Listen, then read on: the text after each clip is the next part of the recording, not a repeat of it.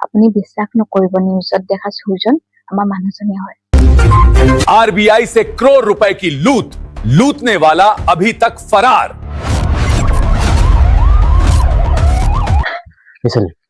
নিজকে দেখিলে মানুহজন মইহে কাকো নকবা কসম চে কাকো নকবা মই দোকানৰ পৰা আহিছো দেই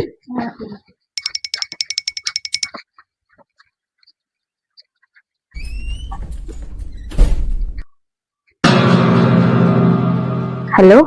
माँ ये तुझे व्हाट्सएपत ভিডিঅ' দিছিলে নাই वाह दीदी সেইটো আমাৰ বাবুহে কথাটো কাকো নকবি আকৌ কাহতে যাব লাগিছিলে হা